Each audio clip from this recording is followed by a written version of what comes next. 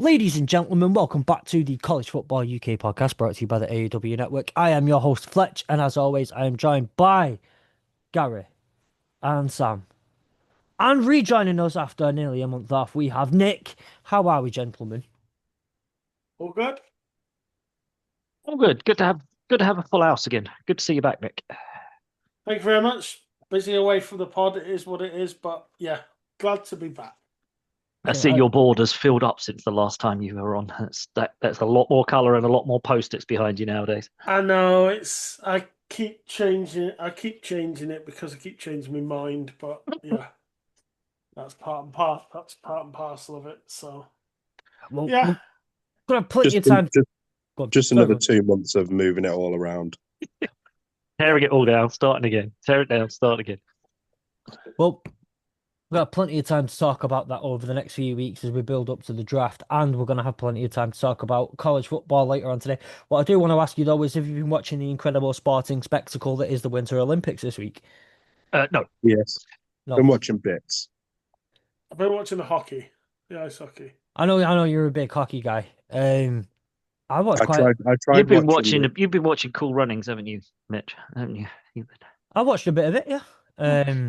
I've watched a The bit only of bit I everything. saw, the only bit I saw that kind of went viral was, I don't know if you saw it, and this is kind of maybe getting a little bit into the realms of politics and sport, but there was a viral thing that went around of the Israel bobsleigh team, and the commentator from, I believe it was Finland, Sweden, somewhere like that, who basically just, instead of commentating on the run, literally just listed the war crimes that Israel had been undertaken and been charged with as the bobsleigh was going down, which I The thought was best the Interesting. best bit was in the single bobsled, the one man sled when Jamaica were at the top of the run, and the guy's singing. You can hear, and the commentators like everyone the saying it. We're all commentators saying like it. feel the rhythm, We're the feel the feel. ride. We're, you know it was happening. Everybody was Oh, saying it. See, all the drama I've seen's come from the curling, from Oh, the finger cheating pointing, the finger Canadians. pointing curling, cheating Um, cheating. Canadians. Then the women's team started doing it as well, didn't they? Yeah, It's obviously and just a then technique that they do. yeah, and cheat, then cheat. Sam, I believe is what it's called. I've um, seen plenty online to show that it's not cheating what they've done, but It's not within the spirit of the no. it's of. what matters is the statement that came out from World Curling saying you can't touch the granite once it's in forward motion. And Once you, listen, we're not getting into the specifics of curling. yeah. Um, Oh, but we are. if if this was related to the college athletics curling, which I don't even know if the NCAA have that within it, we can start a podcast on that. But I don't I'm know. not quite There sure. were two. The rink. Weren't there We'd have to call two? it the rink, right, or something. Weren't there two college football players who were in the bobsleigh team that fell? There was a college football player who was in there. They No, but the they had American one job, four, the and three American of them four bob, failed. yeah, three of them Three just out of didn't four get of them in. failed to get in. Yeah. The bloke's just going down on his own. And Yeah, everyone's I'm hearing a load of people go, God, he's terrible. Look, he's hitting all the walls. He's doing everything. He's like, oh, hang on. Where's the rest of the team? Why is he jumping back to hit the brakes? It's like, he's the only one in it. Missing all three of his counterweights.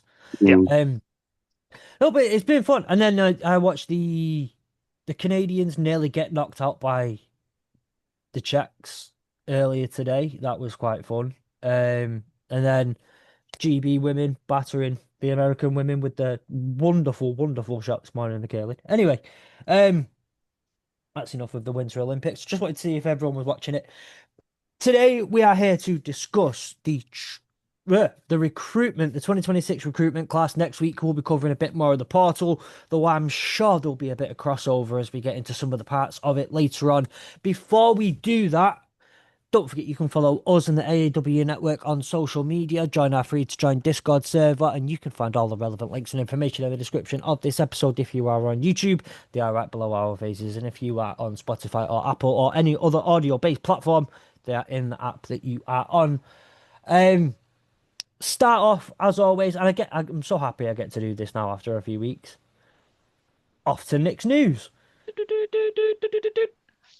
Gary's Okay. also glad that he's able to beep. I've been missing doing the beeps. Yeah, well, I've missed it. I've been listening. I have missed it. Right. Just the 2 pages of news, so I'll be quick. Trinidad Chambliss has been finally granted his extra year of college eligibility by a Mississippi State Court judge who just happens to be an alumni of the college itself. So, Hmm. because that was never going to go his way. Hmm. The ruling stated Chambliss clearly met criteria for a medical redshirt and that the NCAA ignored medical evidence and failed to act in good faith in denying him a waiver. So Trinidad So Chambliss there. goes and he wins his injunction and he gets to play another year. So, um, talking of the On that one, NC, do we go on, think he's only done that because he's looked at the draft and he's gone, he'll go early to a team that's bloody awful and he don't want to go anywhere near it? possibly, Would he? How early or do you think he would have gone? I don't think he'd have um, made first round. Yeah, I don't well, think there's many.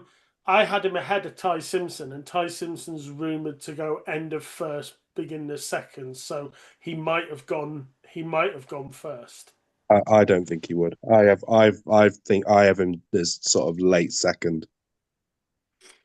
So, That's- but Yeah, then again, other last than year I had Sanders in. I had Sanders day two. So, well, well, like a lot of people did. Um, Talking of the NCAA, they have denied an appeal from Connor Stallions against his 8-year show cause penalty. Now, we won't get into it, but just in case, a show cause penalty, the show cause penalty means anyone who wants to recruit him has got to show a good reason why they need to recruit him. Pretty much, they don't want him anywhere near the sport. So surely I think we everyone's could get good him on the reason is that he's podcast. really good with videos. No, he's Yeah. a really good video analyst. Surely that's the reason why. Isn't that right, Fletch? Really good He's on incredible. incredible with video statistic and analysis, right? Absolutely. We could get Two him and two Mr. und, Ohio on two the podcast. undefeated two undefeated seasons off the back of a lot of his work says that he is very good at that job. Fair enough. Former BYU wide receiver Parker Kingston has been charged with first-degree felony rape. I say former because BYU kicked him out as quick as you could say, "Oi, get out." Well, he doesn't adhere to the BYU sort of Yeah. quite as strong moral compass that BYU tend to bang on about, right? Well, we had this issue last year, didn't we? Jake Because Retzlaff, yeah. Jake Resloff got an 8-game suspension, and instead of that, he jumped in the portal and went to Tulane. So, this this charge follows a year-long investigation of an incident that was reported in February 25. Bobby Hawk has been hired by Illinois as a defensive coordinator. The former Montana head coach initially retired from the role of head coach because he didn't want to be a head coach anymore because he says it's not about coaching and he just wanted to coach. So I guess a coordinator role suits him. The fact that he's never been a DC before is interesting. Montana linebacker Solomon Tuleaupu has been granted another year of eligibility by the Is this NCAA. 50? This is year 15, isn't it? I was going to say, can anyone tell me what year this is? How many years eligibility is this? We said Did this we last touch week, on didn't this last week, we? We did. Fletch? Wasn't it like year 9 or something? Year 9, yeah. Yeah. He's been granted a 9th year of eligibility by the NCAA, and offensive lineman Dylan Gentegard has been granted a 6th year. Thing was, Solomon was at college for 5 years and didn't actually see The football field, yeah. see the field due to injury. So he's been injured for 5 years. So it's like he's basically going into year 4 now. So, I can't Probably see has a him kid getting going into many. year 4 at that age. Yeah, he's going to be playing against his own son at some point. I can't see him getting many NFL offers at that 28, age, can you? 29 by the time he graduates. Depends for a coaching job, maybe. Straight into a The very well qualified NIU head coach Thomas Hammock is to join the Seahawks as a running back coach and offensive assistant. That ends his 7-year run at the helm of NIU, and we know NIU are a very high quality team that They can are. go anywhere and win. They can. So, that's very sad for NIU, but good for him. Shame he's going to the Seahawks, but screw them. Yeah, moving on. Also, Maryland are hiring. Go on. I got a question. Sorry, I know you were talking about Shambliss and stuff. Has Joey Aguilar's No, that hearing hasn't finished come yet. to? It's still rumbling around. Okay. That's still waiting. Ah, Maryland are hiring Arkansas quarterbacks coach Clint Trickett as their new OC. That's Clint Trickett, not Cole Trickle. Don't get confused with Cole Trickle from Days of Thunder. That's Clint Trickett. easily to get those two confused. All Definitely. the time. Four-star quarterback Peter Bork has decommitted from Michigan following the incidents at the college of late. He will now be hot property in the spring visit window. I don't know whether you want to say anything to that, Fletch. Not really. Right, fair enough. I mean, it just things He like was never that. going to be playing with your current star quarterback anyway, right? Not really, but also like those sort of things are to be expected. What went on was beyond shocking. So I don't. You expect at least a few people to want to walk away, I guess. Sacramento State have found some money, and I don't know how they've found some. They've found a lot of money. They've found a Sacramento, fair chunk of money down the back of the sofa somewhere. yeah, they're going to join the FBS and the MAC division. They will pay the teams in the MAC 18 million, and they will pay a further 5 million to the NCAA. Yep. It's for football only and will only last 5 years. 18 million each or 18 No, million shared 18 amongst? million total to be shared out amongst all the it's teams. So they found it's 23, 24 Whoa, million no, 23 dollars. no, million. no, no. There's a few extra million in there somewhere. You're missing out on a couple of extra important millions. So, obviously, the 18 million is the entry fee to the MAC. 5 million is the entry fee to the FBS that the NCAA. They also, for the next 5 years, cannot earn any conference revenue.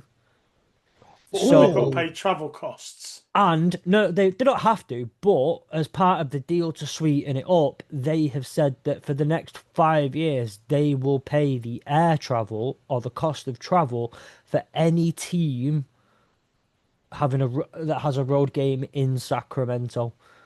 But Which, in conference, yeah, it's in a conference. So yeah, that's because obviously, well, the other games you just expect to happen anyway. It's not like it's not Kent State's fault that they're now having to fly out every year for a yeah. in conference game over to the West Coast. That's expected to be around $2 to $4 million over the next 5 years as well. Thing is, with it only being a 5-year deal, if in They 5 years' time they will still be part of the FBS, but if they can walk away from the MAC and become FBS independents. They could. And one of the things that's been really interesting about it, and I think we kind of spoke about it before over the years, but they were really keen. They've been keen for a while to jump up to the FBS, and they've been banging on doors and begging for suitors. They tried to get in on the Pac-12 rebuild, which I don't know why the Pac-12 said no. Their name's got state in it, got state in it, right? Come on. so but also, but the Pac-12 said no, we don't want you. They tried to join the Mountain West, and they were basically knocking on the door of the Mountain West, saying, "Please let us in." The Mountain West said no, and then they basically got to the MAC and said, "Listen, please, please, please let us in. We'll do anything." I wouldn't be surprised if certain things went on under the table, It's as weird well though, within that. because you say the Mountain West, because North Dakota State just joined the Mountain West for half as much. They didn't pay anywhere near as much as Sacramento State have paid. I mean, So, Sacramento State are effectively replacing NIU, who have gone to the Mountain West. Yeah, So, but I mean, it's a lot of money. It's a lot of money to pay. But Especially, I think especially giving up conference revenue. But that part of the deal. You Oh, can't earn conference revenue for the first 5 years. It's just part of the deal. like I said, I think if at least if you're inside the FBS, Yeah, once you're that's in the ecosystem. once you're in. And like I said, if in 5 years' time you want to go independent, mm. you can do, and that effectively will bring in more money to you anyway. Yeah. Or if you do and you say, listen, we're hanging around with the big boys here in the FBS, but actually we really don't like this travel. This was actually a really stupid idea as far as travel goes. You can then go knock back on the door of the Pac-12 and say, whoa, whoa, whoa, hang on, what about now? How do we Yeah, look yeah. to How about now, after a few years of um, us being which, competitive and which may be the way to go for them. There's only a couple of things I thought was really interesting. Well, there were a couple extra things I thought was really interesting. The 2,180-mile drive from the nearest school in the MAC. And can we all just take a minute to think of when Ball State play Sacramento State? it'll be the ball sack state game. It will be the ball sack game. The It state will of your be the ball ball sack game. the ball sack bowl. I heard Wow. when it goes off, it's going to be nuts. Yeah. I've told them. By the way, I'm reaching out to the Mac here. I need to. I did have a sheet here with some information on it. Conferences. Sorry, really, 1 second. This is very important to me that I do this. John Steinbrecher, commissioner of the MAC. I have a marketing scheme around this whole thing, right? And it would make you billion. I mean, billion. You think the Pop Tart Bowl on steroids, like that kind of fun, just for one game? Please hit me up. I don't want to be the mascot for that. I don't want to be. I don't want to be I anywhere near that. I Thank wasn't you. want to talking see what about. you've got planned for that Uh, mascot uniform. yeah, I'm not making those comments while we're on air, Gary. No, didn't think so. Moving on. Finally, my last piece of news, unfortunately, to end on a bit of sadness. Northern Iowa tight end Parker Sutherland has died 2 days after an off-season workout. He collapsed after warm-ups on Thursday and subsequently never regained consciousness, and he died on Saturday. As far as I'm aware, there's nothing untoward. There's no, we'll have to wait and see what comes out. But at the moment, it doesn't look like the college have done anything wrong, and it just looks to be a very unfortunate accident. So, Yeah. our thoughts are with his family, and yeah, it's very sad. Yeah. 18, man. That's just no age. That's just That is not just on, not. is it? Oh, I saw the news coming out on Saturday, and I think, just yeah, like you say, Nick, thoughts with his friends, family, teammates, coaches. That's horrible. That's just it's the worst you could imagine something like that happening. There's no really good segue out of this. I also no, realized. No, I debated not saying it, but it is the I news. mean, no. I mean, you could have started. You could have led with it, and we could have kind of recovered afterwards. But well, I'm gonna say like it's I'm important. fresh It's back, good. Gary. I don't want to yeah, lead with bloody. You did. Hey, I'm back. Welcome back. By the way, Yeah. next news. But Yet again, somebody else has been either shot or died. Yeah. it's news. It is, and I'm glad you included it because if you weren't, I had it here in my notes just in case.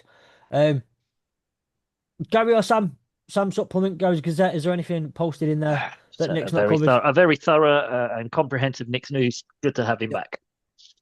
Okay. Before we start with the main run of the show as we get into the recruitment class, I have had a Fletch's trivia question has been submitted by a Fletch, but it's not this Fletch, it's little Fletch. Fletchling? Surely it's a Fletchling. She likes being called Little Fletch. I tried telling her she wants to be called I tried telling her she was called Lady Fletch for a while, but she didn't like that one. She likes Little Fletch. Okay. So there are a few different answers you could come up with for this question, but I want you to tell me who was the first national champion, official national champion.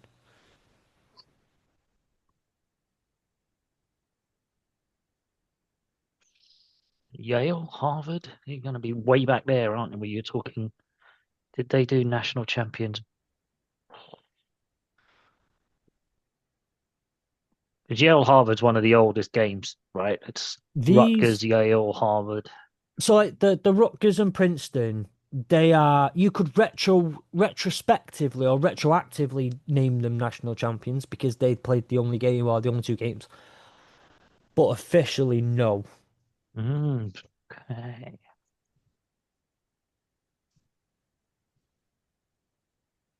It's not someone like Navy or something like that, is it?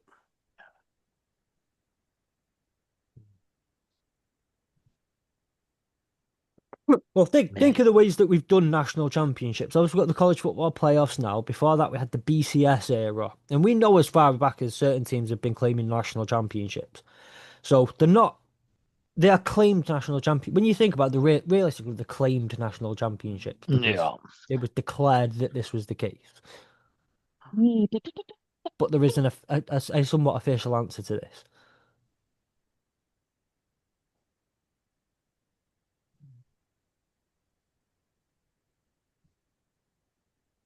And it, Stamp, yeah, I was going to say someone like Stanford. Stanford, right? No, not So, Stanford.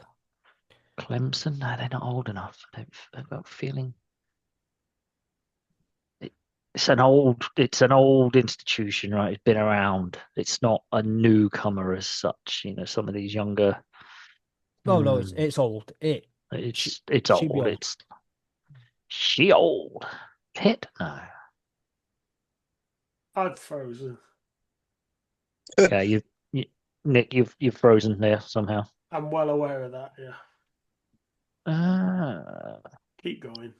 and it's definitely not Harvard or Yale then. Nope, not Harvard or Yale.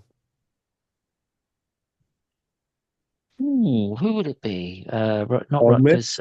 Ole Miss. Ole Miss. Texas. No.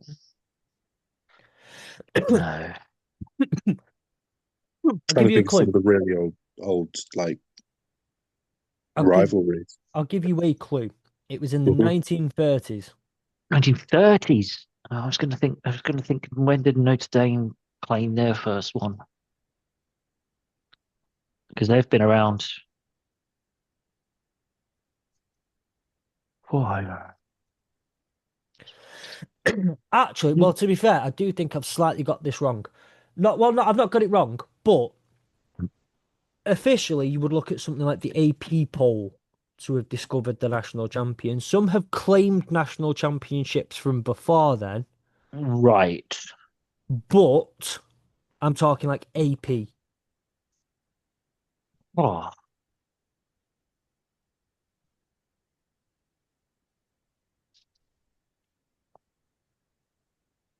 Alabama. Nope, I'm just going to start throwing out teams in a bit. There's Arkansas. nope, is it Michigan? nope. Quack, quack, quack, quack. Oregon. Oregon Ducks. Nope. Oh. You are starting to get a bit warmer though. Washington. Washington State. Nope. Not in terms of location, in terms of conference. Hang on. Original or now where they are?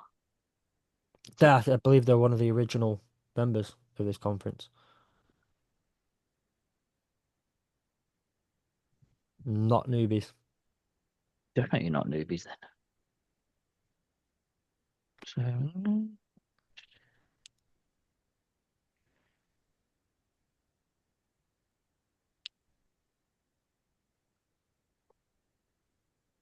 I do think that the research I've done on this has not given me there are a few other. SMU.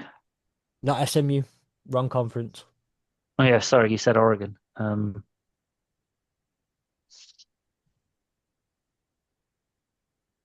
Giving another like 60 odd seconds.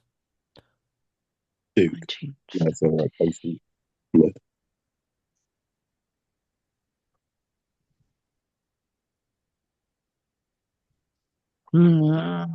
Big Ten, right? So we're talking Big Ten. Very old school in the Big Ten.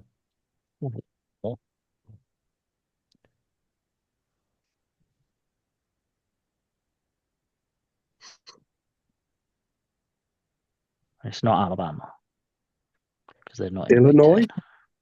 Not Illinois. I'll just start rattling them off. USC. But no, they're not in the Big. Hang on, Big Ten. Yeah, you got to go through. Oh, Minnesota. Minnesota Golden Gophers. They're one of the old schools who haven't won it since 1934 anyway, or Yeah. something probably. So apparently, and this is something that like I was trying when I was trying to get the research for it, I had to kind of just data grab really quick because I didn't actually know the answer to this one. And it because the question was suggested to me roughly 13 minutes before I came on and sat here. I had to do it really quickly. So, but there are, and there have been over the years, even times like that, there are roughly about 8 different NCAA Champions. designated. Yeah. So Oh, they'd won, and I think this is where I think some of it comes from and why these were the first, or why it's stated here that these were the first is because they were designated by all 8 to be the national champion, so like a unanimous national champion. But they were claiming championships from as early as 1904. right. Um, So so is it the AP poll was when they started to really start to count them then, sort of 34, I'm 35, guessing or is so. it kind of then still probably fought over it for no longer?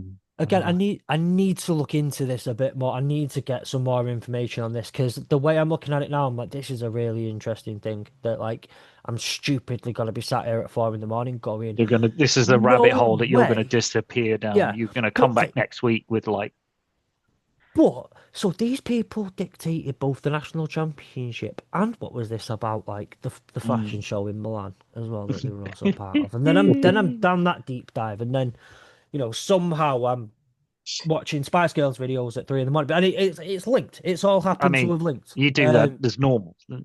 There's always a link, and that link is normally I want Spice Girls. I listen to Spice Girls. So Half of them are from Manchester, therefore you're going to listen to them, right? I mean, is one of them from Manchester?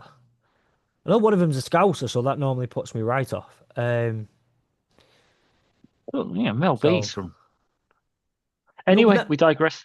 Mel B's from like Yorkshire. Yorkshire, is she kind Yorkshire. of? I thought Sam's neck of the woods. Anyway, That's Mel Brooks. He's Chisholm's, very different. Chisholm's a Scouser. No, because I need to get this out there. She's from Leeds. Leeds. Mel B's from Leeds. Leeds. There isn't a Mancunian in there. Southerners for you, Sam. They can't tell the difference between Leeds and Manchester. It's bloody Southerners. I thought there was a Mancunian in there. I guess not. Anyway, we digress. We've lost Nick as well. It's too many setups for these, man. You're all trying to get me cancelled. Anyway, like I say, we want to get into the 2026 recruitment class this time, and Nick has dipped out. I hope he'll be back on. Yeah, he's just rebooting. Yeah. Yeah, I've just seen that. So yeah, Nick will be back on in a minute. This was Nick's topic that he suggested, and we pushed it back for a few weeks so we could make sure Nick was part of it. And then if Nick's now not going to be part of it, I'm going to be fuming. He's doing it on purpose. I tell you, he's doing it on purpose. So what I wanted to kind of get into first, and here's the thing: is like, well, just have there been any schools that have stood out to you this year in terms of their recruiting class? Sam was a big nod. That was a big nod from Sam. I think we're going to go with Sam. So before you get whiplash, you go. Yeah, there's a couple of teams that have really stood out for me. USC was the big one. They managed to pull in some elite talent this year. Big numbers they've got in. Yeah. Yeah. They brought in, I'm pretty sure they brought in the number 1 edge rusher, the number 1 D lineman, and the number 1 O lineman of each class. Which I know is not like the big flashy wide receivers or whatever, but to me that's like that's how you build your team, isn't it? Yeah, and you know that for the next few years that they're basically going to be you'd like to think have kind of built a good spine within their team to kind of make a team around them, if that makes sense. Yeah. So they were really good. And then I just wanted to give an honourable mention, mainly to Houston for getting somehow managing to get the number one player out of the draft class. In the he was ranked number one QB and number one sort of athlete in state and across. I think he was 18th across the country. If I get this right, Keyshawn Henderson, who's a quarterback, and again, Yeah. 5-star recruit. I think just more from a college perspective, we talk about usually it's like a high state. It's, your Tennessees, your Texases, that they tend to bring in these number one recruits, and I just think there's obviously like to be able to go out there and get the number one QB of the class and bring him to Houston. I mean, I know that he's technically he's a Texas born and bred sort of boy, so maybe it's through the recruitment tree of college, of sort of high schools to colleges, but I just think that's a nice thing to be able to see. It's nice because even being Houston born and bred, you'd still expect the Texas Longhorns to have come in and swiped him away, like Texas A&M Aggie. It's something, a bigger team, but it's great. Does it show? Is it University of Houston have shaken the coffers and shaken the fundraising and gone, we'll give you guaranteed start for the next 5 years. You get $5 million.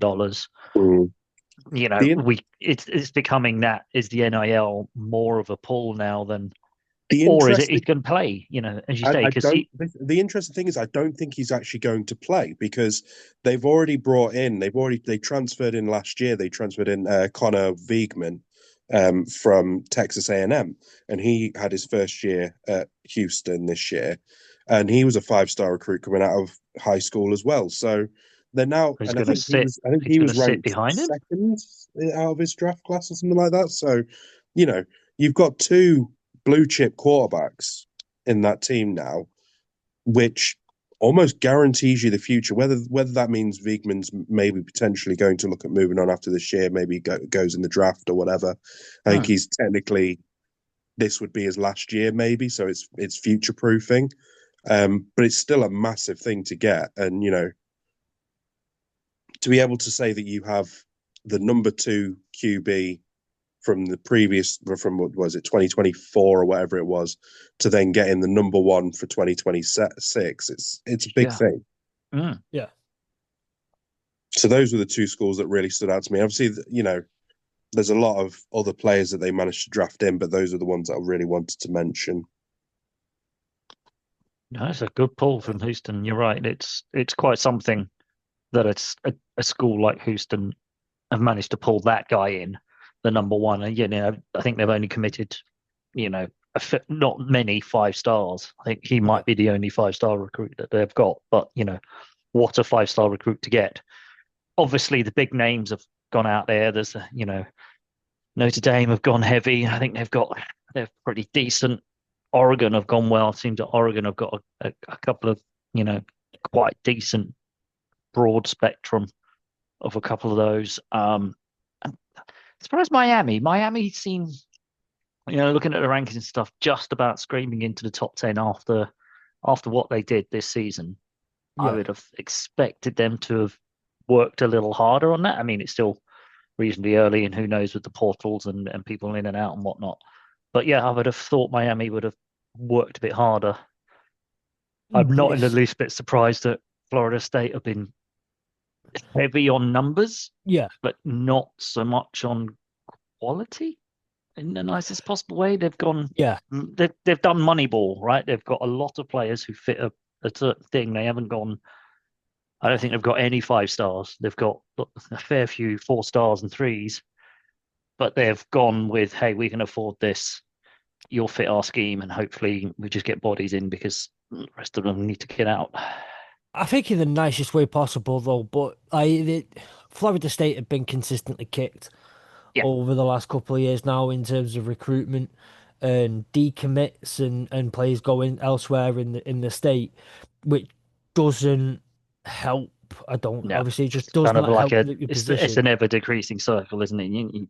Players go and leave to go to Miami or to go to Florida or to go somewhere else. So then the next set of recruits see that and do the same, and then around Yeah. and round and round we go. Yep. So what you end up doing is instead of being able to go out and get one 5-star, you need to get a mid-level 4-star and a lower level 3-star. And so actually what I do before we carry on this conversation is if you are new to college football and the idea of recruiting is new to you, I might do a little something this week and put it out on YouTube or online in TikTok some or some sort some some sort of sort of thing. way. But recruitment of this is high school recruitment from almost the moment some of these kids pad up in high school, but definitely from year two, kind of onwards. Colleges are touting these kids, they're watching them, they're keeping an eye on them, very similar to the way you imagine an NFL team keeping on tabs of a college player. There are a lot of college teams keeping tabs on and then getting to chat to, because this is the difference. Like NFL teams can't really talk to a player until they hit the draft and are able to be contacted by the NFL. Whereas now, with things like high school, colleges will be tapping you up with 2 years to go, often going through your coach and going through a variety of different things. They try and sell and pitch the college to that kid, and that kid then decides not long later if they want to go to that which college they want to go to. Obviously, like I say, I'll do something a bit more around what recruitment is, but that's it in a nutshell. Like it's bringing in kids from high school, and these star designations are just evaluations, right? And I will put it this way, there Who are, does the? It's Associated Press near enough, right, Sam? Defer Well, to you on this. It's not sort Associated Press of. as such, but it's It's like everything else. It's each different sort of like news outlet does their own. So 24/7 have theirs. Um, ESPN have their next gen stuff, which they do with the ESPN 300. So they're all slightly different in terms of and how then they rank players and how they give them the stars. So yeah, it's honestly it's almost like the BBC and ITV producing their own things that rank them differently. A bit like when we see with everything, it's all down to personal opinions. Um, well, so I mean, you can kind of put it like the poll, like the CFB, the the college AP football and polls yeah, that CFP. aren't the playoff one. Obviously, the playoff one actually affects something. But if you could put similar weight on the college football UK and UK and Ireland college football media poll and the AP poll and the poll like the ESPN poll that they put out and like For weeks these 1 to 9, yeah these polls these polls carry the same amount with all due respect. Okay, maybe the AP poll does carry slightly more weight than the others, but these are just the evaluations of whoever's done them, right? And there are yeah, three main ones. There's on free as well, which there was rivals, but on free bought rivals, and now it's all the same thing. yeah, On free rivals. So there's them, and these are just like I say, these are analysts who are watching lots and lots and lots and lots and lots of tape on high school players and saying, "Wow, they're really good. mm, Wow, hmm they're good or they're not as good." And these are valuations put on them by analysts, essentially, yeah, right? By people who sit there and watch a lot of films. So 5-star sounds great, right? And 5 stars what you want to be. Your school wants the 5 stars mhm. generally. But again, there are levels to a 5-star. They get given a score. It's like if you're 90, I can't remember what the actual cutoff is, but like if you are 93 to 100, you are a 5-star. If you are given the valuation The of cutoff is 80 to 90. Yeah, 90, yeah, 90. 90. So if you yeah, get 89, you're a 4 star, but You're a yeah. four it could star. just Yeah, But be you could on the be, day. but you remember like FIFA cards and stuff like that. You could be a gold FIFA card, a normal gold, but then, or one of the fancy golds, but one of the fancy golds, Mo Salah at 93, 94 rated is the same gold card as a 79 rated Scott Sinclair. Like mm, Yeah, it's the best analogy I can think of off the top of my head. Not every 4-star is equal. It's great that you're both 4 stars, but one is one that's barely a 4-star, one's nearly a 5-star, like really that. often. Yeah, yeah. So and let's say, you've kind of got to take everything that's like with everything. You've got to take it with such a pinch of salt because you know you've got players like Josh Allen who came out of high school as a zero Zero star star. recruit. So, Nobody wanted to touch you him. know, Yeah. there's no guarantee that Yeah. just because you're a 5-star recruit that you're going to be, you know, a great NFL player or even a great college player. I mean, we've seen 5-star recruits absolutely bomb. So, We've seen you know, 5-star recruits barely make it to the NFL, and we've yeah, seen 0-star. We've seen walk-ons in college win Super Bowls, right? Jason Kelsey, for example, he was a walk-on at Cincinnati, made his way and won a Super Bowl as one of the best centers in the history of the game. So it's an evaluation, and so much matters. And you think of it like the draft, right? Just So because someone subjective, says isn't it? Yeah. you're the best player coming out, you're a guaranteed top 5 pick, like we're going to be doing for the next few weeks as well. Yep. Look at They Nick's board.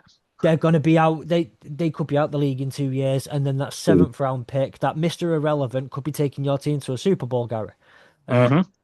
like I say, I just wanted to make some things clear. If you are new to the play, if you're new to college football, some of these things need to be clear to you. Yeah. So, Nick, And much like the draft and much like what we just talked about there in college football, these high school being a 5-star, it's costly. Oh, it brings in the commitments, it brings in the scholarships, it brings in the money, and also just on a slight tangent to Nick's news and then an add-on to the recruitment. I'm pretty sure, and I don't know if I saw this correctly, but I thought I saw somewhere where there's rumblings of high school NIL deals being yes, talked about, there are which, kids who've signed NIL deals with a couple of years to go in high school. yeah, I've got one down so here. that's going to add I don't want to say a new wrinkle to this sort of recruitment, who gets committed and who gets given a 5-star, because now it's going to be, hey, we signed an NIL deal and you're only a 3-star according to 24/7. Your NIL deal might suddenly go slightly down or might slightly go up Yeah. now, and you're suddenly a 5-star. And it's going to be interesting how that pans out. I think I want to discuss that at a later date. Actually, some of these pitfalls and the way some of this has gone. Because we'll get plenty of chance to talk about NIL and stuff as we go on. Yeah, But yeah. it's actually a really good, really, really good topic of conversation in there. Nick, obviously, you unfortunately dipped out just a minute ago. You had to reboot your computer. What we are actually on, believe it or not, is just I say some of the teams that have been surprising in a good way. Over Or the a bad over way. the 20, well, yeah, it could be over in a really bad way in 2026 so far for the recruitment class. What were your thoughts on any schools that have surprised you? just so you're Excuse aware, me. we've talked about Houston and getting in Henderson, and we've talked about USC being USC as pretty well. impressive. Yeah. Yeah, I mean, And we laughed at FSU a if little bit. the thing, just touching there on what you were talking about with five stars and what have you. Sam, if you remember when we did last year and we did our Appalachian State episode, and we were talking about how so many of these five stars, they go to the huge big colleges, they don't play, and so then after year two, when they've hardly played, they're then scrounging around into and I don't mean that in a bad way, but they're scrounging around into the portal to try and find a lower level college that they can then start getting game time for, because they need to start putting tape down. And that's, sometimes being, as we just said, being a 5-star recruit isn't all it's cracked up to be. And yeah, but so many kids develop at so many different rates, and you can come out of high school having, developed really well and, developed early. And you come out of high school as a 5-star recruit, but then you stagnate because your development's been done really early, and then everyone overtakes you. Yeah, So I don't know.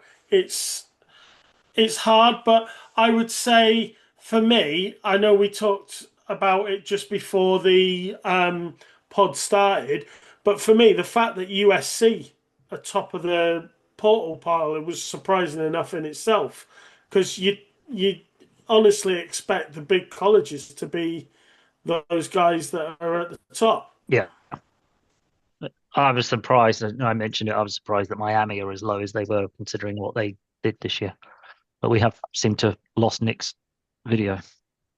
I'm just yeah. going to keep going. I'm just going to Just got to plow power through through. without Power video. on. Just Yeah. power through, mate. Just turn your camera off and on again. It should work. I can't do anything at the moment. Oh, the actual device froze. Yeah, I'll keep Okay. going. It's all right. Yeah, I'll keep play worries, on. going. We can hear you. Yeah. What about any minutes? Is there, again, any more schools that have stood out in terms of how they've, especially like I say, especially in a positive way?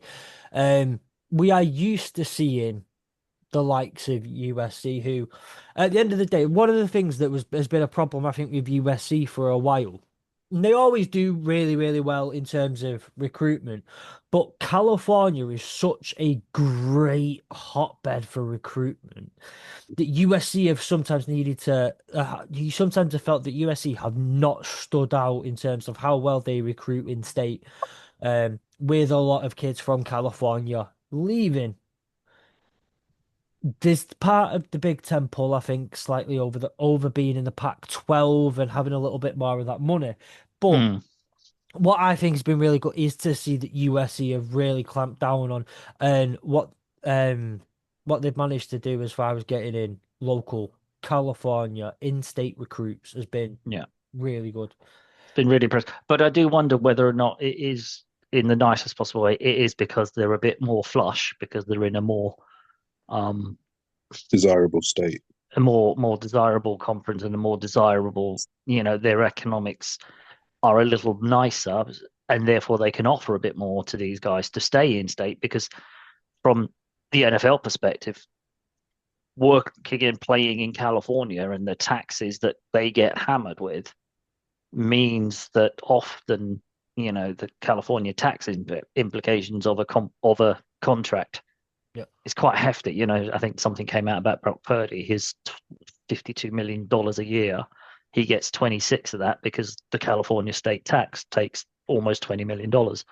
So he's not getting paid that much in comparison. And I wonder if that's impacted on USC up to this point, on the fact that, some of the kids have gone, hey, I can get a bit more money playing just across the state line in Nevada or just up the road or whatever else.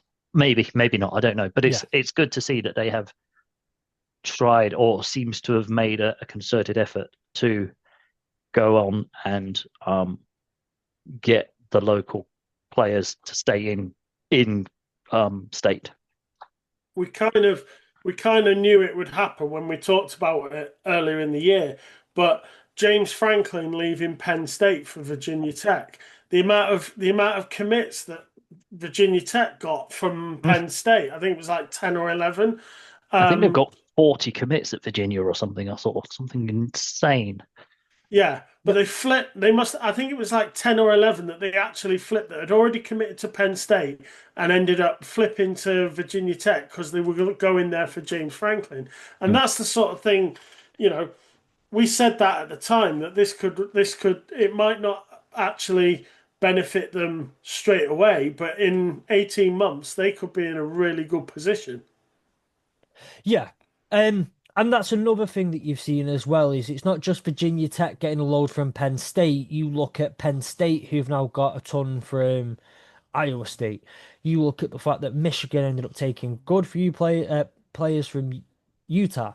You look at, there's a lot of these going on. There's a couple of I can't remember like off the top of me off the top of my head, sorry, exactly who. But I was reading that there's some of the G5 schools where the head coach has gone up a level and brought along with them. A classic example being Signetti, moving up from James Madison and bringing up half of James Madison with him. Welcome to the reality of college football these days, I guess. Yeah. But I just looked at that. I just had a quick look at the 24/7. It was West Virginia have got 49 commits. yeah, 49. That's literally half a squad. Is it that their squad was old and they all just kind of graduated out or went to the draft, or is it cleaning house? It's an interesting one. I mean, again, it looks like they've got numbers over quality, but I guess we'll see how it pans out. But it's an interesting one, how they've just gone sheer weight of numbers on it. a lot of 3 stars. There's only four stars. Yeah, it's a lot of. Meh. like they've had as many 4 stars as Oregon had 5 stars, which is quite Bizarre, isn't it? yeah. Quite Um, indicative as well. But I mean, you just wonder what's yeah. it's one of those though, right? I think where it's welcome to the reality of again, welcome to the reality of modern college football, and it's something I want us to talk about. Like we'll put a pin in that, we'll circle back to it, whatever business terminology you would like to use, um, because this is going to come into a conversation slightly later on. Hmm. But what I want to do now is I want us to hit the ground running on a couple of players. Who do you think? Got to be a couple of standout players. Who should we be looking for as freshmen, as true freshmen in 2026? And as you said, Sam, there, like, um, when you were talking about, USC's top three, right? They're going to be plug and play. They're playing from day one, right? yeah, there's going to be quite a few from USC in there. And Henderson won't be a starter for. No. Yeah, you I'd said be Keyshawn surprised if he's a Henderson will be a starter. starter. Someone I would be looking at, and again, it's just because of the nature of the team and that, um, is Chris. What's his name? The guy that's gone to Ohio, the wide receiver. Um, Chris Henry, is it? I can't remember his name. Go have a look 1 minute. Yeah, Chris Henry Yeah, Jr. Chris Henry Jr. He's likely to be someone that's obviously going to need to be probably brought in relatively soon because they've just lost Carnell Tate to the Hmm. draft. And as in Ohio State fashion, they do like to have two very good wide receivers at any one time. So it wouldn't surprise me if he becomes a starter Hmm. um, at Ohio. Chris Henry's the one who originally signed with Tennessee, and then because his mum signed with him, wasn't it? No, that was a quarterback I because think. Chris Henry was talked about potentially. He'd sort of met with Texas. He'd met with Tennessee. He had already committed, then decommitted to Tennessee, and then he decided that he was going to go to Ohio State. Yeah. Um, I noted down a couple here. One of the ones I'm really looking forward to is Jared Curtis, the 5-star quarterback headed over to Vanderbilt. Now, again, this is where it gets really funny. Is Keyshawn Henderson is the number one QB in the class, depending on where you look. The other number one QB in the class, depending on where you look, is Jared Curtis, um, from Nashville. Now, he originally committed to Georgia, and I don't know if any of you can ever remember this ever happening. A quarterback, number one rated in the country, 5-star, was out there, flipped his commitment from an SEC team at the last minute to join the team that he grew up supporting in his hometown. Um, doesn't make me think of, I don't know, Bryce Underwood last year. Um, or anyone like that. But No, I mean, no. when you look at the Didn't Carson Beck do that the other day last year as well to kind of go to Miami and he grew not up and not quite as a quite this, freshman, not quite as a freshman though. No, but true. It's about game time though, yeah, because he wanted to start. He wanted to start because this was the thing about Diego Pavia, in that had Diego Pavia had another year, or whether he got another year of eligibility or not, it wasn't going to be at Vanderbilt because Hmm. they'd already decided that they were going to move forward with Jared Curtis, and because he was as being being a Nashville guy, he said he was willing to commit to Vanderbilt providing they could guarantee that he would start, and he actually took less money than what he would have earned at Georgia. yeah, Yeah. But so I kind of like that though.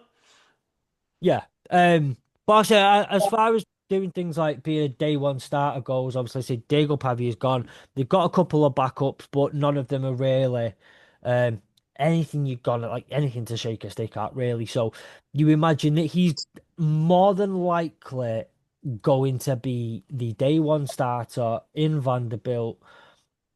So, and when you look at the fact that what they've just had the first 10-win season in the history of Vanderbilt, first 10-win Mhm. season, that's a good bit of success that they've had in sorry, that Clarkley and Vanderbilt have had.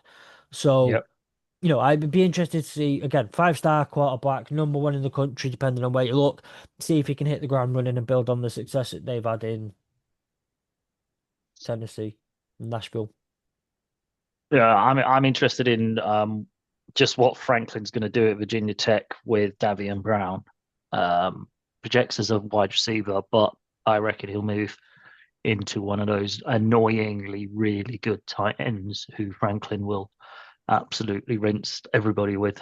He's one that would be interesting to keep an eye on. Yeah. Clemson have got themselves an absolute speedster at wide receiver as well, who something to look out for. Whether or not he's just going to be another, I don't want to say Rashee Rice or other speedster wide receivers who have Yeah. not exactly done well recently, but Naeem Burrows seems to be a prospect who can literally scorch the ground underneath him. So that's another burner to watch out for. Love it. Anyone else standing out for you guys? I've got a couple more. Suppose I think it was who's got the somebody. I think the Gators picked up a really really good defensive end. They did, Um, but in state, one of the best, one oh, of the highest ranked in state, like defensive players, and I can't remember his name now. It's going to annoy me. Uh, Shiralian McCoy. There you go. It's one of those. I hate to laugh about it, but it makes me think of that skit where there's like when college players introduce themselves. You know the one. Yeah. But yeah, he looks like they've got an absolute monster. 6'7", 260 pounds. He looks like he's going to be a real handful. yeah.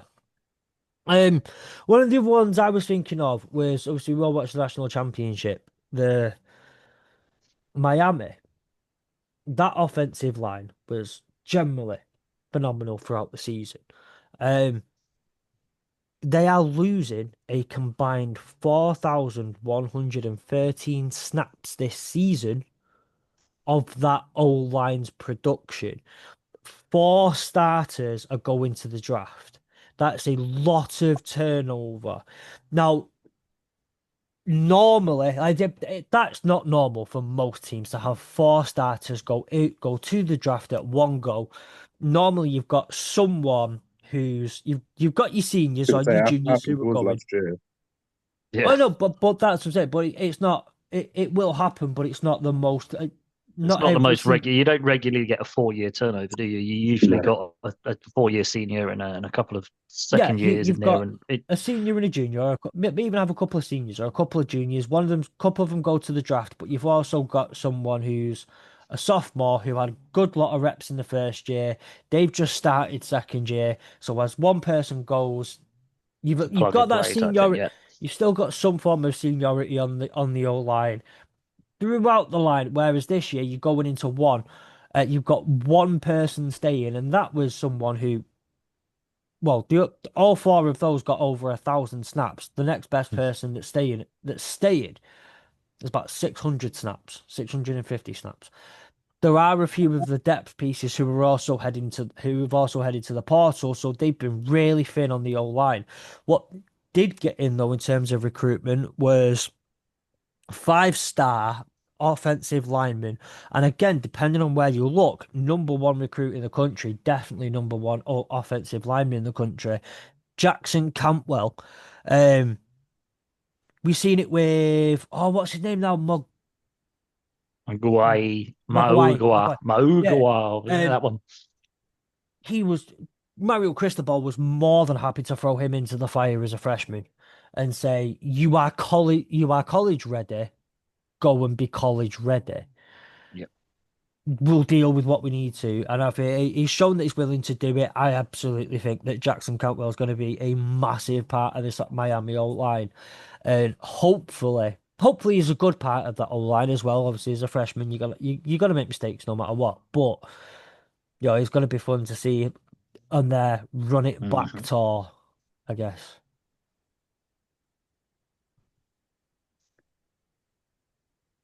Nick, have you got any other like high impact early days players?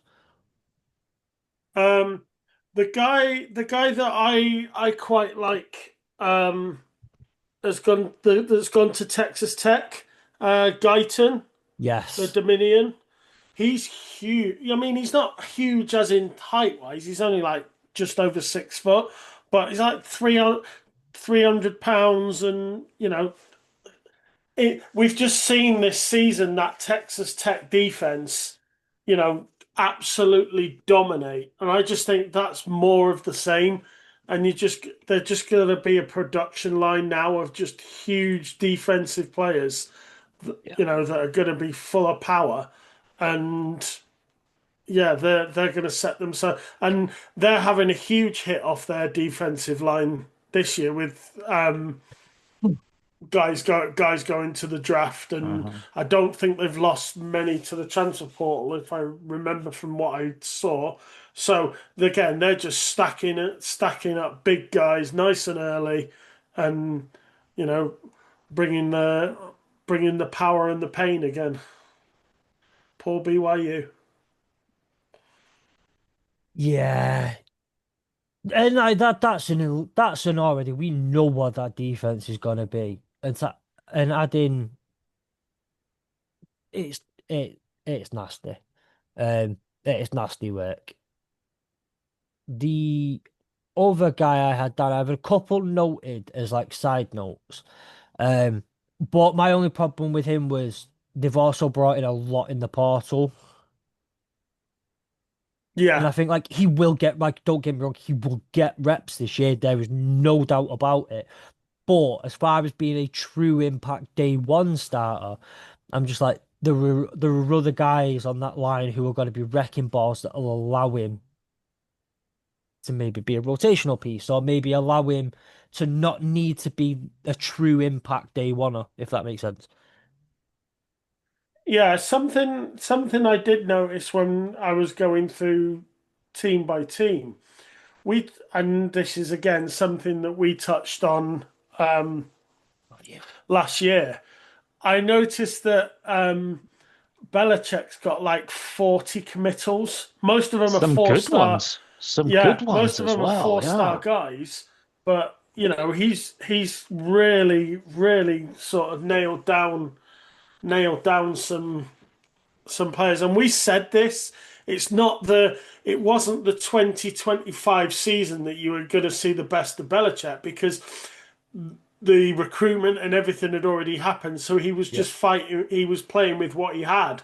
But it's that moving on from there, his name is going to attract players, Yeah. and that's just Yeah. inevitable.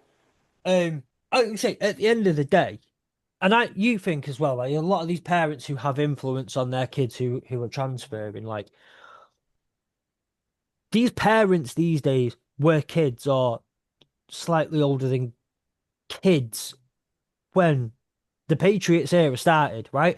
Their early memories of watching football and kind of the era that they'll connect to the most was the initial period where the Patriots were dominant. Every single one of them parents will have an extremely fond memory of Bill Belichick. And when my kid gets the opportunity to go and coach under Bill Belichick, like I just wonder how many parents are sat there like, you go to UNC and you go to UNC now, Yeah. Yeah, right? I mean, he came. I mean, when he got recruited, or, when Belichick took the job, one of the things he came out with is he was going to make sure that he produces a college of players who are ready for the NFL, who are NFL ready when they're drafted. They Yep. may not be the best players in the draft, but they will be ready to go. And we said at the time, if you're giving me a choice out of multiple schools and one of them's got Bill Belichick in, I'm Yeah. probably going to go and play for him. Yeah. When it comes down to it, because of that, the commitment is going to increase. The recruitment's going to get better at UNC. Yeah. It sounds like he's done a lot of kind of rejigging internally as well. So he's promoted a lot of internal, keeping the core there. But yeah, it does seem like he's picked up a fair few good numbers, good prospects as well. Yeah. Kept hold of Viliami Moala.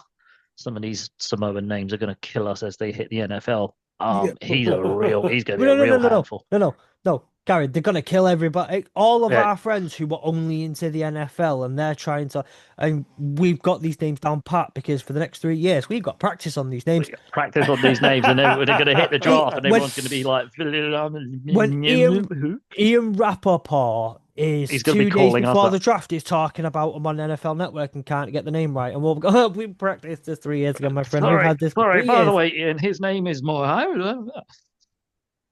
Yeah, he's a good one. Anyway, He's one to watch out for. 300 pounds, huge lump, but light on his feet, very athletic. Like only some of those, when you see some of those 300-pound athletic guys, just incredible to watch. So yeah, it's just like Bill's year 2 is exactly what we expected it to be. It'll be interesting to watch them when they come to Dublin. yeah. And like I say, as Nick said then before, the narrative still floats around, and luckily most people, the majority of people seem to not care about this narrative anymore. But there are some that still float it about. But there are people now, right, they're coming in and saying, "But hang on, like he didn't have a recruiting class of his own. He didn't have a transfer portal of his own. Like it's not his roster. That's not his roster. Mm-hmm. So You're judging him. why are you telling him that he did crap, but it wasn't his roster, it wasn't his people?" One more that I wanted to kind of throw out there as a proper mention was Zion Lee, 5-star edge, gone to Maryland. And I think for me, the point is that Mike Loxley, head coach at Maryland, he's on the verge of 3 consecutive losing seasons. He had 2 losing seasons to start, 2 winning seasons, and a bowl game, a couple of bowl games within that, and then he's had 2 losing seasons since. He's going to be desperate to look for anything to get out of Game this changer. losing. Yeah, he's going to be looking out. Under Mike Loxley as well. They've recruited well. They're just not turning that recruitment into wins, and it's really, really frustrating for them. I like Mike. I think he's a really nice. I think he's a really great guy. Good head coach. You just can't seem to put it together properly. So for me, I think this is one of them. Like if they have a losing season this year, Mike Loxley's gone, and this is the best recruiting class they've ever had in terms of kind of the ranking where they're at, in terms of the overall rating of the players that they've got. This has been their best recruiting class, so this needs to transfer into wins, and the first person that's going to fall on is their number 1 recruit, Zion Lee, on the edge. So for me, I think like he's not the number 1 recruit in the country.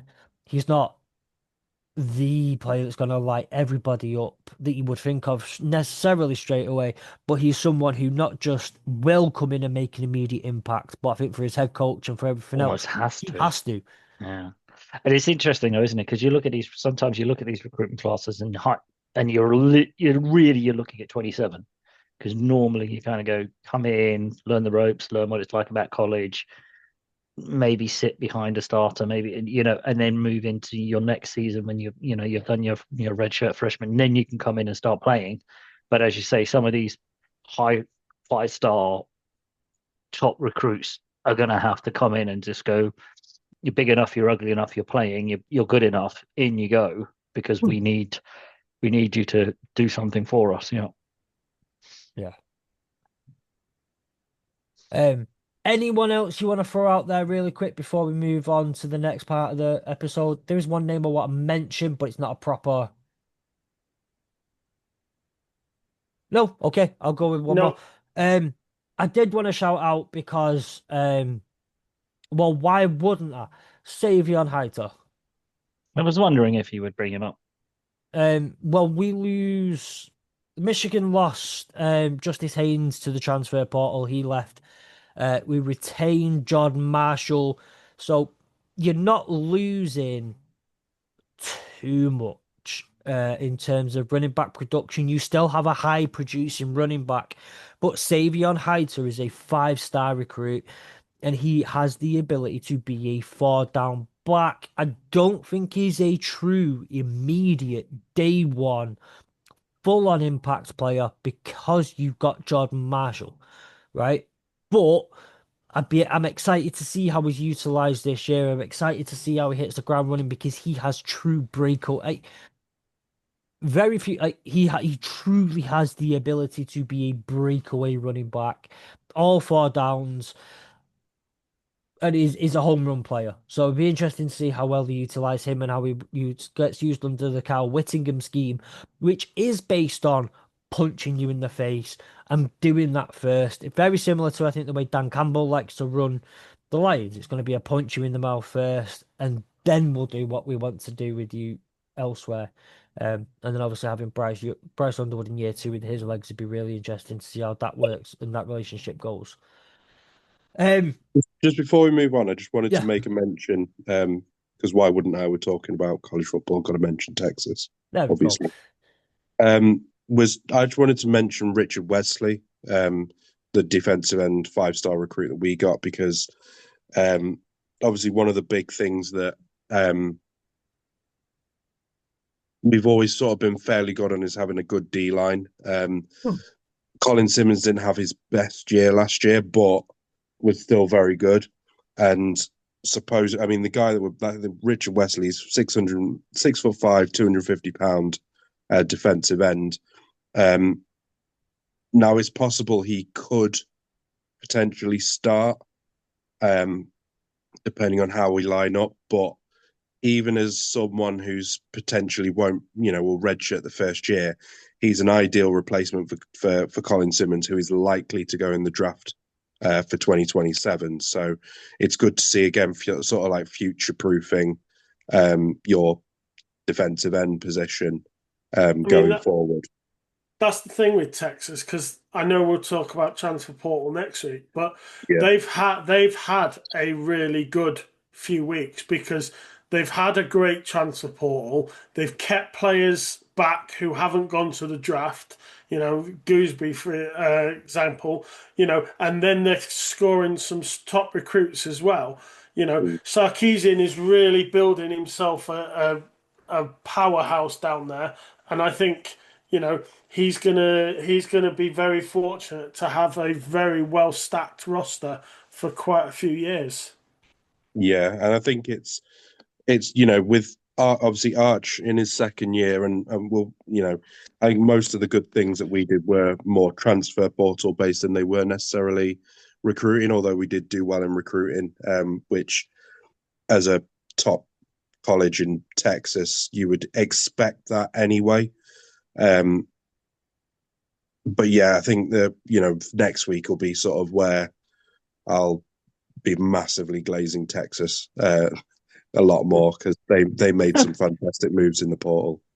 Really, you glazing Texas, Sam? But who would have thought it? Well,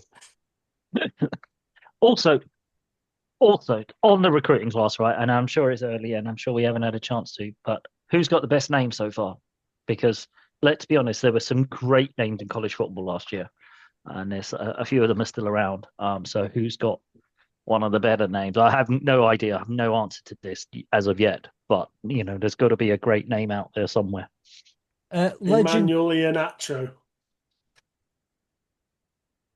Only from a city perspective, you're looking at that. Well, I was gonna say, look, if there are city names you want to go after, I'm sure there are better names for. yeah, I could find some, I'm sure. Sure, you could. I mean, I've just seen one there. A defensive end who's going to, where's he going? He's going to Wake Forest, and his name is Sifa Saki. From a defensive end point of view, you want somebody called Saki. Oregon have brought in an offensive guard called Tommy Toffee. Nice. See, this is what we want. This is what we want. I'm sure it's pronounced Toffee, but I'm hey, going to stick with Tommy Toffee. Yep. Nice. I've seen Legend Bay. Nice. Yeah, Legend Bay. That's a listeners. It's up to you for next week. DQ Go and find Forkpa? us. DQ Forkpa? That's a pretty odd name. Nice. I saw Prince William as well, or Prince Williams. Jacob Savage. I like that one. Ephesians Prysock. Gunnings Jennings Dunker. Jacobian Guillory. I like that one. Demonic. Oh, this one's gonna go down so well. Demonic Williams. Demonic, He's yeah. gone to Yeah. Oklahoma as well. I'm sure that name's gonna go down really well in Oklahoma. Demonic. Yeesh. Nice. That's The a good Bible one. Belt are gonna love it. Love I don't know if a that's good like demonic that. sort of a good demonic. Chancellor Barkley. I like that one. That's an interesting. He's just gone to. Where's he gone? No way Clemson. that's a real name. Sorry, go on, Sam. I need to double check this. I'm not saying it if it's not true. He's gone. Yeah, he's gone to Clemson. He's an OT. No, he's not. He is a. Where's he gone? No, I can't find him again. I've lost him. Forkpa. DQ Forkpa. How He's gone to North Carolina. how in the flipping heck have we not mentioned his name before? Dante Corleone. Oh, Don He's Corleone. he's in the draft. Don Corleone. Why has Come his name on. not been brought up before? I feel like we've missed a massive trick here with Dante Corleone. Wow, he's going to I make mean, us an offer. do Surely you know somebody's what? making us an offer. You know, if you are listening to this podcast right now, I don't blame you if you cut this off and say because we've held this information, but we haven't been on top of this information. You were well within your rights to never listen to us again. This man's been in college for 4 years, and we've not mentioned Dante Corleone. He's number 6 on my draft board in defensive tackles. And you've not brought his name up before until today. He's been You brought hiding him in up, the not me. background. He's been hiding in the background. You know, he doesn't want to come forth out of the shadows as Corleone. How have we missed that? That's shocking, isn't it? A little bit more simple, but Luke Waffle. Yeah, that was a good one. I like Luke Waffle. It's like WOFLE, isn't it? Like Something like that. Yeah. one F. I did notice somewhere that it's one F. one Yeah, F. it's Waffle with one F. Yeah. It's probably Luke Waffley. Yeah, but it's actually Luke Waffle because we say so. Shadarius Toodle. I like that one, Toodle. He's gone to Auburn. Oh, right. There's some great names in this draft. Where's Waffle? Where's Waffle gone? I saw him on the board before. USC, right? 5-star recruit. Right. Okay. So I'm gonna issue out a question, a thing to anybody because we obviously a load of the USC players listen to this pod, right? Obviously, because it's perfect time for them. If you don't go to his dorm room and sing at the Waffle House, you have messed up. You don't deserve a college education. Like, what are you doing with your life? You need to be in his dorm room singing at the Waffle House. It's got to be done. Anything else is a waste. Everything is just pointless if they don't. I mean, also I did see that Eastern Michigan have sold out of their specific players' jersey. Yeah. Yeah, the jerseys. I've got one here. Bear McHorter. Just bear as in a bear, McHorter. Spelt like like a one. Yeah. Like a lady of the night. Yes. Spelt with a W, not with a H. Mm-hmm. That's war. Anyway, so sorry, we digressed there. Sorry, apologies for that. I didn't mean to get great digression. But there's another loophole, another rabbit hole. Because we never do this. We never go off on tangents. What I love is our commitment to getting our conversation times down. Yeah, it's really good to keep. I'm really track proud of us. Really proud of us to make sure that we stick to that sort of short, sharp. Right, okay. So obviously this can be a 10-minute conversation though, to be fair. We don't need to waffle about it too much. Um, But Mm. thank you. Luke Waffle. That was totally intended. What are the trends we're seeing now, right? So we spoke before about West Virginia taking in a ton of players in comparison to others. We talk about um like are we actively seeing the effects of the portal on the recruitment classes with teams and certain teams now favouring to be dipping their toes into the portal rather than going all out on recruitment? Hmm. I think you find that the the smaller schools, I think, are relying heavily on recruitment, whereas the bigger schools are relying more on the portal because you know the the guys that aren't playing at the bigger schools, yes, they can get in the transfer portal and come down, but in the same instance, those that are coming in from the bottom, they want to play. So there, it's all when you see the portal and you see the better players are going to the better teams. Yeah. It's almost as if the new recruitment classes are staying lower, and it's the portal that's servicing the higher colleges. Because just talking about we just talked on Belichick there. He hasn't signed one 5-star commit. But he's got absolute bucket loads of 4-star commits.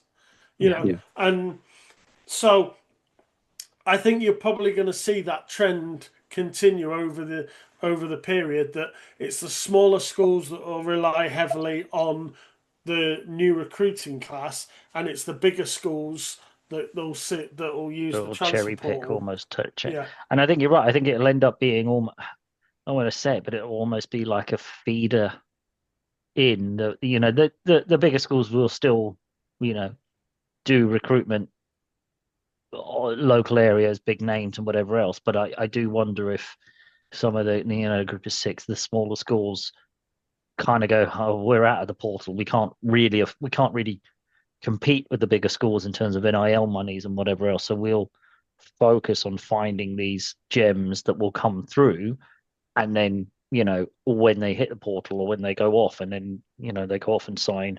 Although when they hit the portal, the recruiting school don't get any money, do they?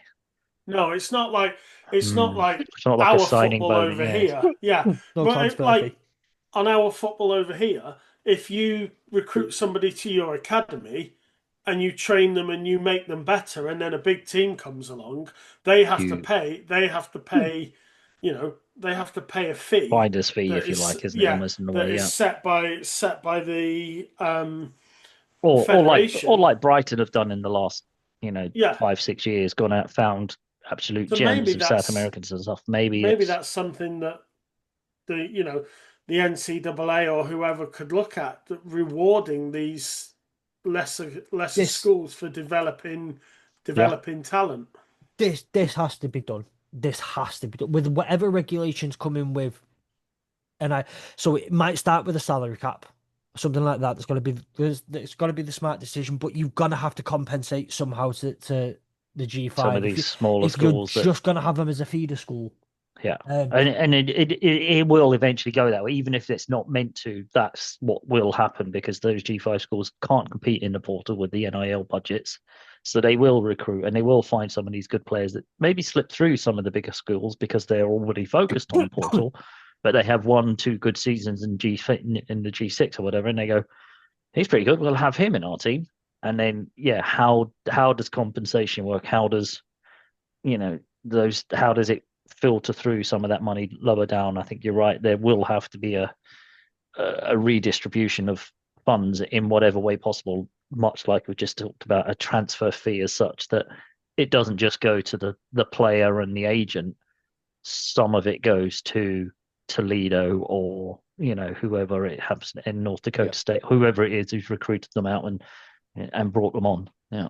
yeah, and it's gonna have to Another topic for the off season. Here we go. Look, 100. Yeah, It's like it's gonna have to come down to as well. But you put a salary cap on colleges, and you say you can only spend say 20 mil on NIL. Like that's the only amount you can spend. Yeah. Well, you're no longer giving 10 mil to Bryce Underwood, right? You're not giving Oh, you 5 are, mil and to you're that. yeah. Well, yeah, look, these colleges are always going to find a way to do it under the table, but maybe, right, it's one of those. You open the door for them means that they can't now sneak it under the table. Yeah. Or they can't sneak through the back door because you've got The the door's avenue to the wide front open door. and it's got a spotlight on it type At thing. Yeah. least, yeah, there's now that spotlight on it. Like exactly, there's a spotlight on it, and there will be ways around it. These colleges will figure it out. But at the end of the day, Image rights if you probably, say but you can only spend it, here's a salary cap. Well, then, right? yeah. You go, yeah. Did certain colleges can't spend X amount of dollars on all these different players? That means someone's got, like, with all due respect to the University of, uh, like Houston. Someone's going to have to be left to go to Houston. Someone's going to be have to left to go to Colorado. Someone's going to be have to going to left to go to Florida Florida State. State. You dregs of the world. I'm glad that we both came up with that one at the same We're time. on it. We were both going there. Yeah. So like, look, you're going to have to. And it's like the NFL. Sometimes top talent goes to Goes worse to off the teams in the Browns. NFL. They go to the Browns because no one else can afford them. Browns, Jets, Raiders, Browns, Jets, Raiders, Browns, Jets, Raiders. That's like that's horrible. You would think with the number of high picks that these NFL teams would have had, they'd have been better by now. But Browns and the there Jets. you go. The Browns Dysfunctional and the teams Jets. do dysfunctional things. Yep. Um, I mean, the Lions were that for a long, long time as well as just the functional Till they sorted out organizations. their People front who office don't. and back office. Yeah. But anyway, so what I was gonna say, just in terms of some of these trends, what else are we seeing? Right? Are we seeing how badly is NIL playing the part in what Is recruitment it does? bad though? I see it as more of a, and then we talked about it a couple of weeks ago, a spreading of the talent That across. is a good point. Because, Keyshawn Henderson going to Houston, for example, number one, normally he'd have gone to Ohio State, Michigan, one of the big, big teams who threw a bucket of money at him. Houston have got a bucket of money, have thrown at him and gone, stay in state, stay at home. Hey, we'll give you and your mom and your family a brand new house and whatever else. Come play for us.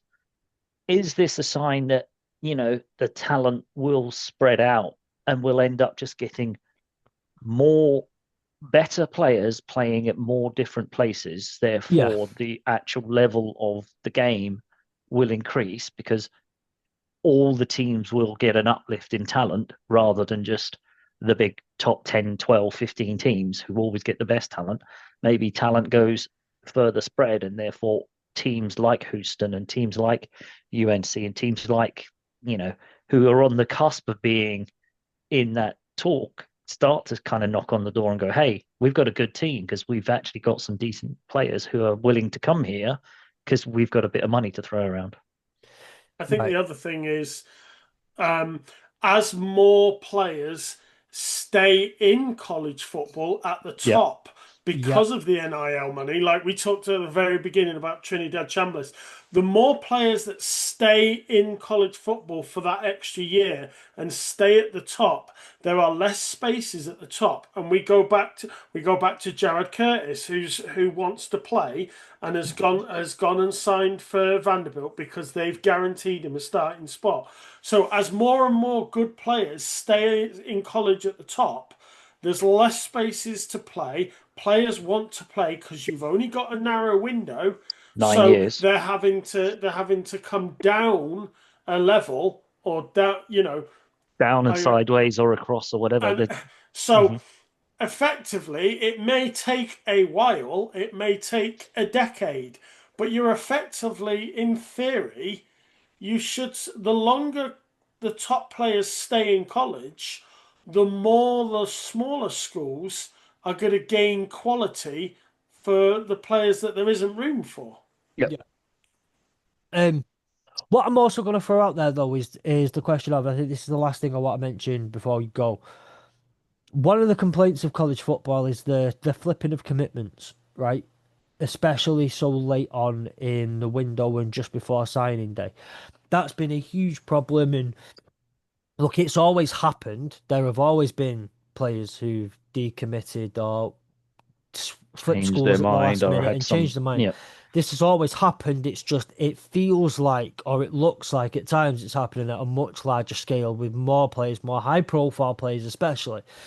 And is NIL playing a role in that? So what you find is I'm gonna go and commit, and obviously this is all true. I am actually gonna go and commit to play for the University of Alabama next year as the starting quarterback, and they're gonna pay me 7 mil. I didn't mean to expose it on the podcast. I'm sorry.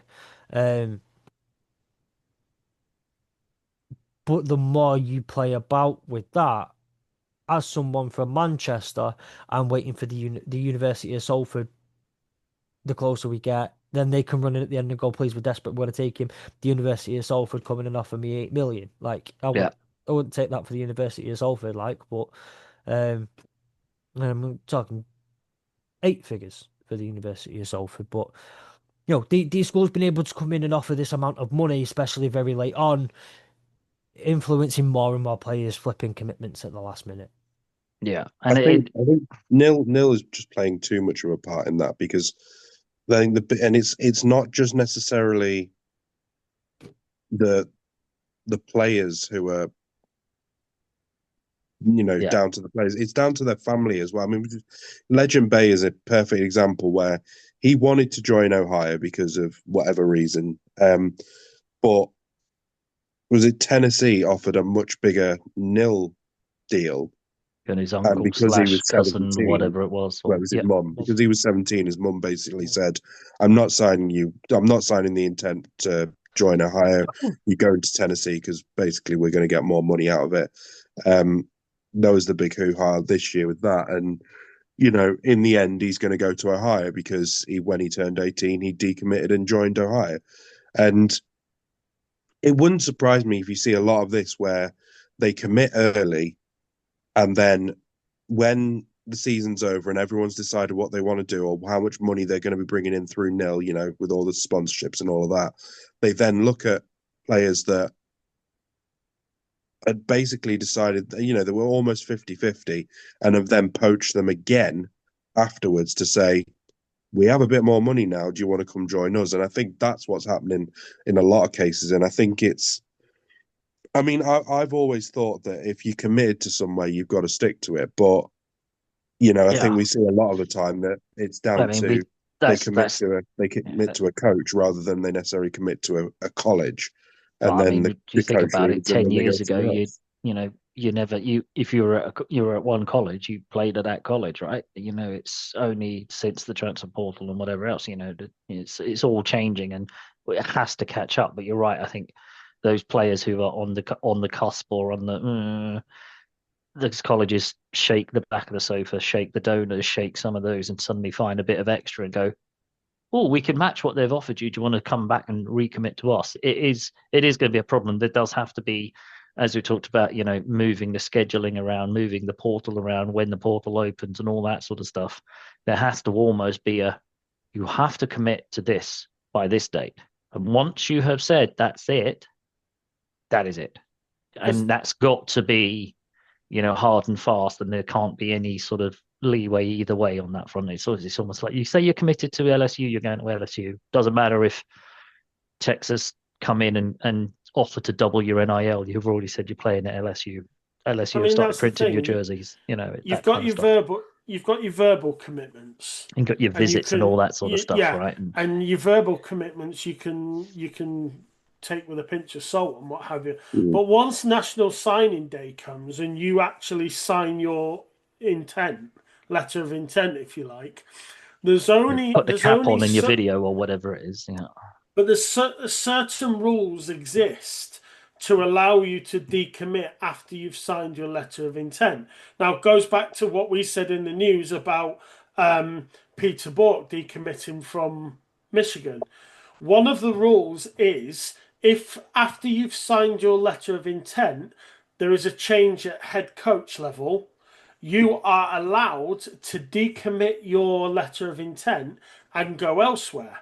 So there are rules that every team has to follow. The problem you Mm. have is that, as we know, as soon as the NCAA face somebody who wants to go against their rules, they just take it to court, and because the NCAA can't keep their house in Can't order, they fight the way lose. out of a paper bag. Yeah.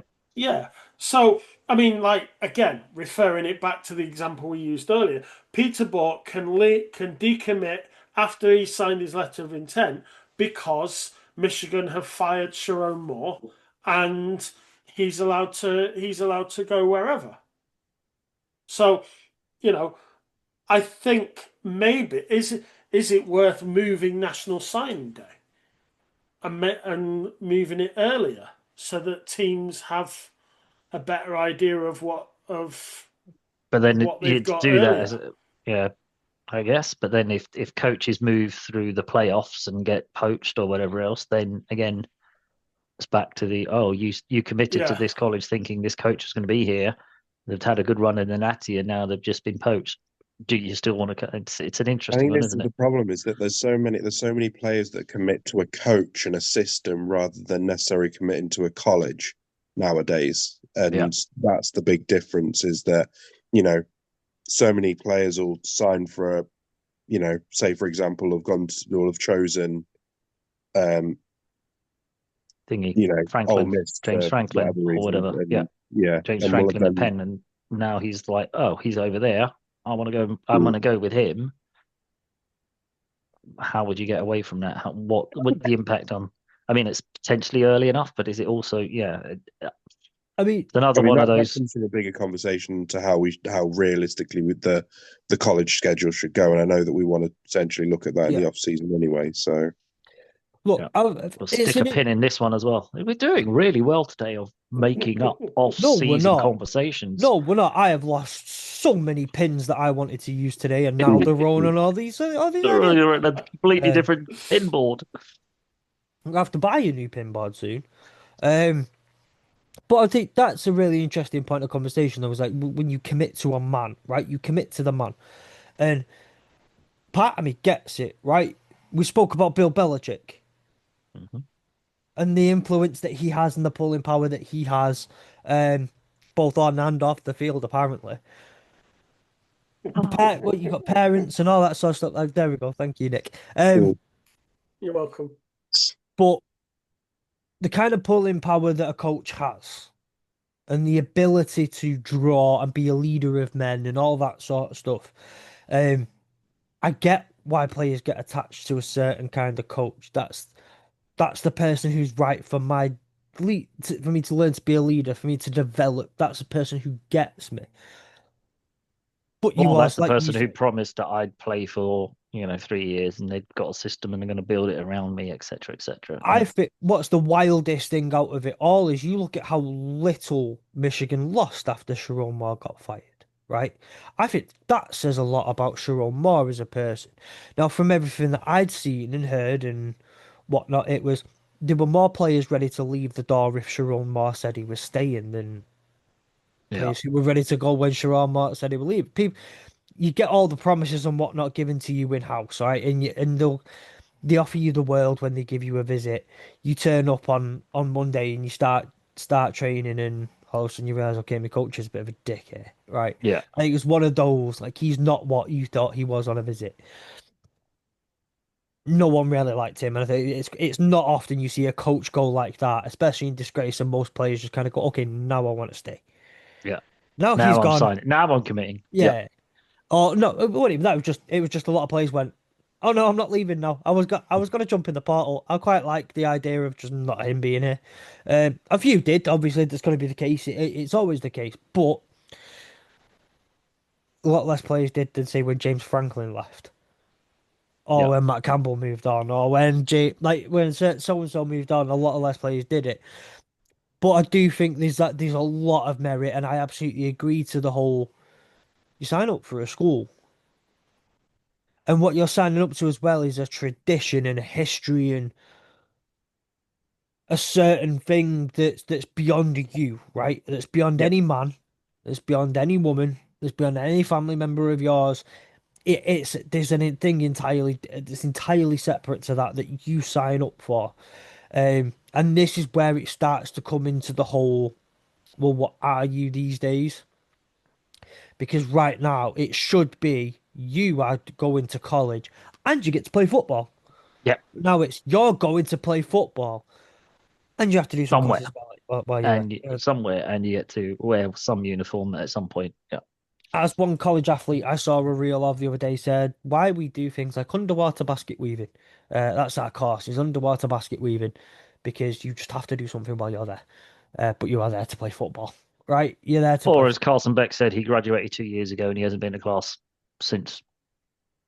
which is a joke. Anyway, Anyway, uh, um, anyway, but I just would say, like, I get the whole point of wanting to follow a coach. I get the point of because again, James Franklin, the results weren't going his way, but no one was questioning his abilities as a leader. No one was saying he wasn't a good guy. Brian Kelly, on the other hand, no one wanted to go out the door with him.